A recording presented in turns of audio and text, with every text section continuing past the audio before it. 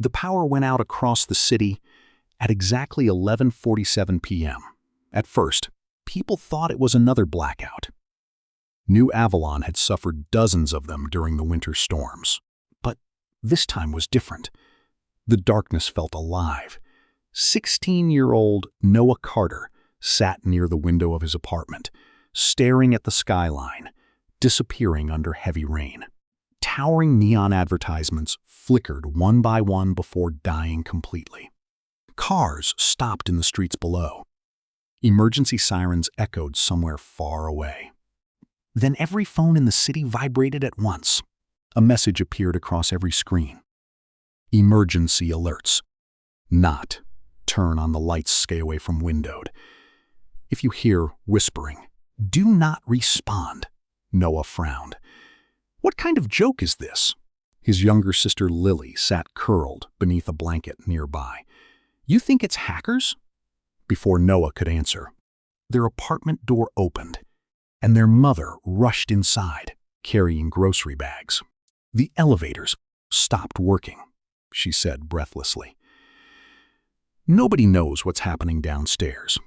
She noticed the alert on Noah's phone, and her expression changed instantly. Turn that screen off. What? Now.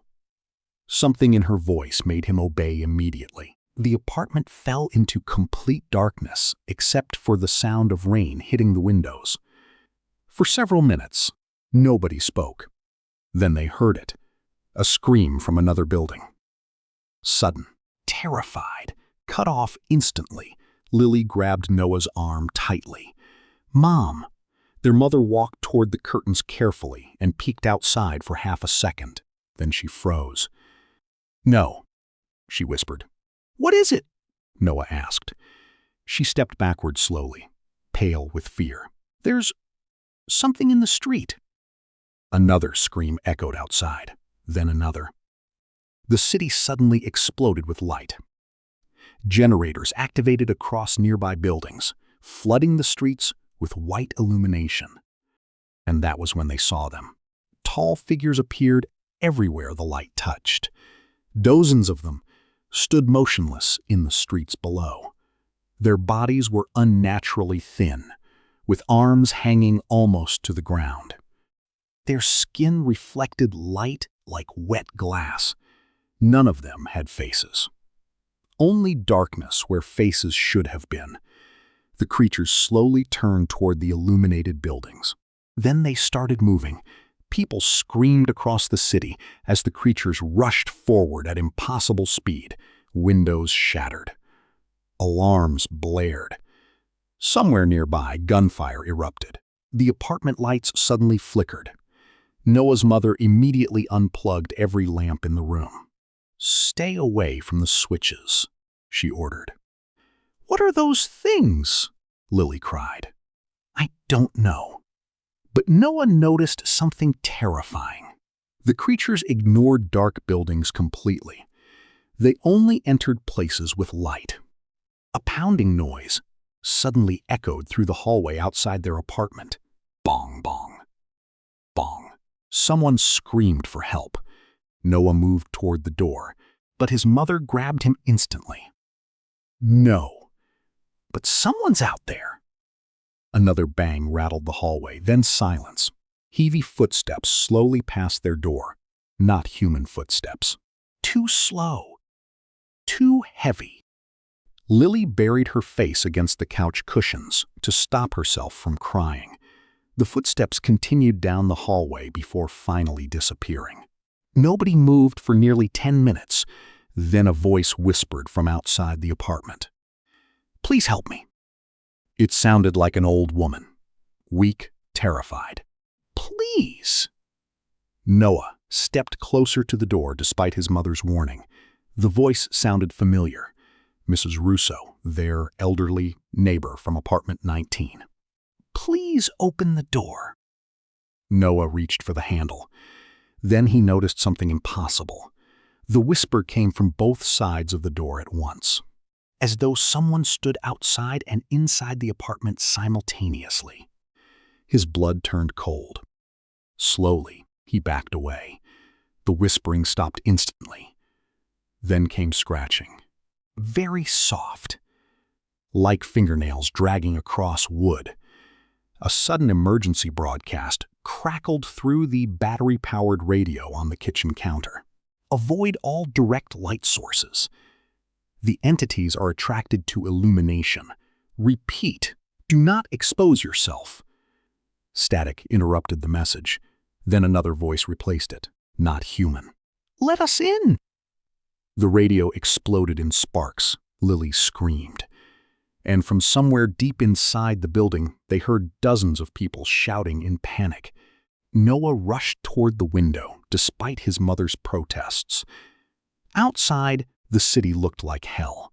Entire apartment towers glowed brightly, while shadow-like creatures crawled across walls and rooftops.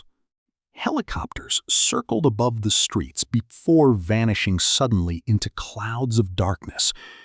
Then all the emergency lights on Noah's floor switched on. The hallway outside glowed bright red beneath the apartment door, his mother's face drained of color. Get away from the door! Too late. The scratching stopped. Something now stood outside.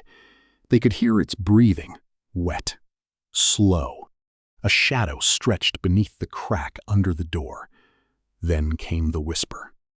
We can see you. The apartment lights suddenly turned on by themselves. Every bulb flashed bright white, and standing in the kitchen was one of the creatures. Lily screamed. The thing unfolded slowly from the darkness beside the refrigerator, as if it had been hiding there the entire time. Its body bent unnaturally backward. Long fingers scraped across the ceiling. Noah couldn't stop staring at it. Where its face should have been, there was only moving darkness, like a hole in reality. The creature tilted its head toward him. Then it smiled. A mouth slowly opened inside the darkness, filled with human teeth. His mother grabbed Lily and pulled her toward the bathroom. Run! The creature lunged instantly. Noah barely dodged as its claws slammed into the wall beside him, tearing through concrete like paper. The apartment plunged into darkness again as the bulbs exploded overhead. The creature disappeared immediately. Noah's breathing became frantic. Mom! In here! He followed her voice into the bathroom and slammed the door shut behind him. The three of them sat in complete darkness, trembling. Outside, something crawled across the ceiling, back and forth mitching. Lily whispered through tears. Why are they doing this? Nobody answered. Then Noah noticed something strange. The bathroom mirror glowed faintly. At first he thought it reflected lightning from outside.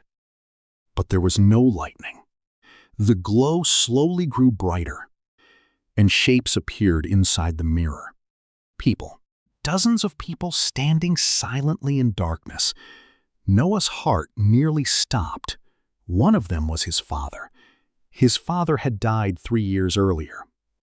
Yet there he stood inside the mirror, staring directly at Noah. Then his father raised one shaking hand and mouthed 4 words. Don't turn on the light. The mirror shattered violently. At the exact same moment, the apartment door burst open outside. The creature had found them. Heavy footsteps approached slowly through the apartment. Closer, closer, then silence. Noah realized it stood directly outside the bathroom waiting. A claw slowly scratched across the door. Noah! It used his father's voice. Lily cried harder. Their mother covered her mouth to stop any sound. The creature whispered again. Open the door. Then all movement stopped suddenly. The building fell silent. Even the rain outside seemed to disappear. Noah carefully opened the bathroom door a few inches. The apartment was empty. The creature was gone. What happened? Lily whispered. Then Noah saw it. Outside the window, every light in the city had gone dark. Total darkness covered New Avalon. No signs, no buildings, no headlights, nothing. And far below in the streets, the creatures were screaming. The sound echoed across the city like thousands of dying animals.